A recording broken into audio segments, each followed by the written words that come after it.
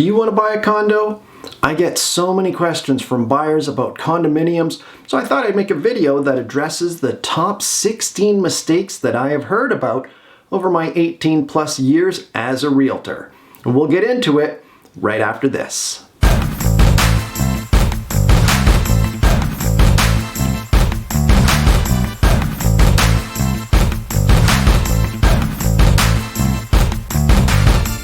Hello and welcome back to my channel. My name is Patrick Fields, your trusted Edmonton real estate guy. I'm licensed here with RE/MAX Select.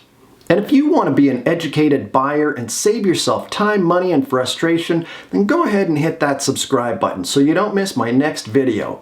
I post videos every week with tips for home buyers, sellers, and I share fun things to do here in Edmonton. And you can always check listings of homes for sale on my website at edmontonalbertahome.ca. All right, let's get into this. Counting down, here is number 16.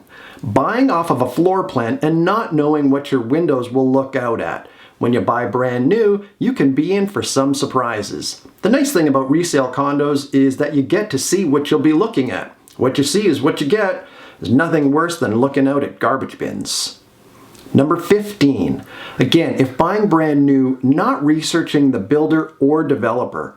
Have they built a large-scale complex in the past? Do they have the financial backing to complete a big project if it doesn't pre-sell quick enough? Do they have a successful track record or a string of lawsuits? Check them out. Number 14. Not purchasing in a building or complex that is suitable for your age or lifestyle. Don't pay a crazy high condo fee for a pool or gym if you aren't going to use them.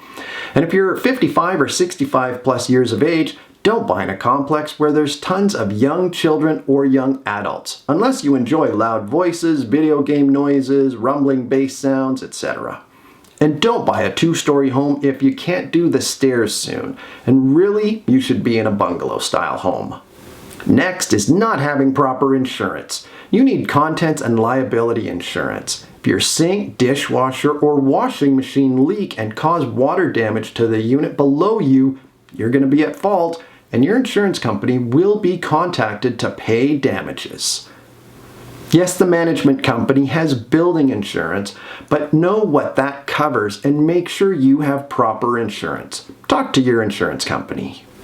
Number 12 is not researching the management company. Do some research to know if they have good or bad reviews or lawsuits. It's easy to do some Googling. Most agents should be able to identify good from not so good. I've sold hundreds of condos and I can easily identify the better management companies here in Edmonton. Number 11 is not understanding the difference between a titled parking stall versus an assigned parking stall and not having it properly written on your purchase contract. If your agent doesn't include it on the purchase contract, you might not get it. How'd you like to move into your condo and find out your parking stall wasn't included in the deal? Ouch!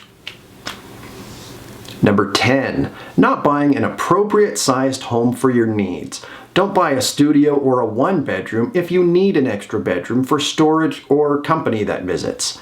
Understand what you can get for your budget in different areas of your city. Number 9 is not reading through the bylaws, among many other things that will tell you what restrictions the building has. Like, can you have a satellite dish on your balcony? Are barbecues allowed? Or can you put your bike on your balcony? If you want to rent out a bedroom or the entire condo, is that allowed or are there restrictions? Number 8, not understanding the reserve fund study and the financials. You need to make sure you understand how well funded the reserve fund is so that you don't get slapped with a levy or special assessment after moving in. Number 7, not doing a home inspection. One of the biggest hidden issues with condos is poly B or polybutylene water lines. Poly B was used between 1978 and 1998. You want to pay close attention and look to see whether the water lines are copper, poly B, or PEX. It was used instead of copper because it was cheaper, flexible, and easy to install. Over time, it started to deteriorate and could eventually develop hairline cracks or pinholes, and it could leak. Beware. Number 6, not learning what percentage of the units are owner-occupied versus rented. Do you want to own in a building that has a high percentage of renters?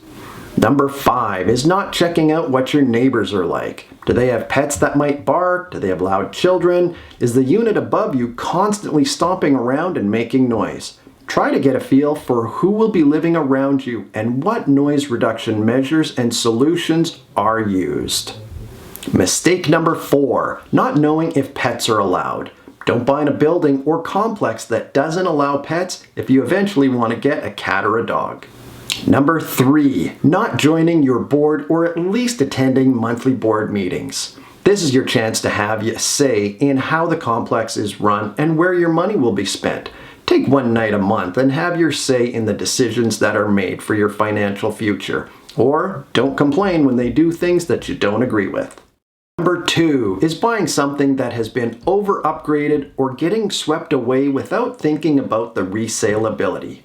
A fresh coat of paint, some new flooring, granite counters, or repainted kitchen cabinets are just a few quick ways that sellers can spruce up a unit with many hidden issues in order for them to get rid of their problem. Don't let your emotions take over and end up paying too much for something that could save thousands of dollars on. Also, don't get wrapped up on staging because those pretty items will be gone when you take possession and you move your furniture in. If you're on a budget, look for a home that needs a little bit of cosmetic work and whose full potential has yet to be realized. First-time buyers can often build equity by repainting, changing light fixtures, and doing some flooring. And the number 1 mistake that buyers make when buying a condominium is not using a real estate agent. Once you're seriously shopping for a home, don't walk into a show home or an open house without having a real estate agent with you. Real estate agents are held to their fiduciary duties that they must act in either the seller's or the buyer's best interests. But you can see how that might not work in your best interest if you start dealing with a seller's agent or a new home consultant before having someone represent your interests. The best part about having a realtor represent you is that it's usually free to you. So there you have the top 16 mistakes that I've witnessed. If you have one of your own, be sure to let me know in the comments below. And if you enjoyed this video, please give it a thumbs up. I sure hope you found this to be helpful. If you have any real estate questions or you'd like my help in purchasing a condo here in Edmonton, just give me a call. My contact information is in the notes below. Thanks again for watching, and I'll see you next time.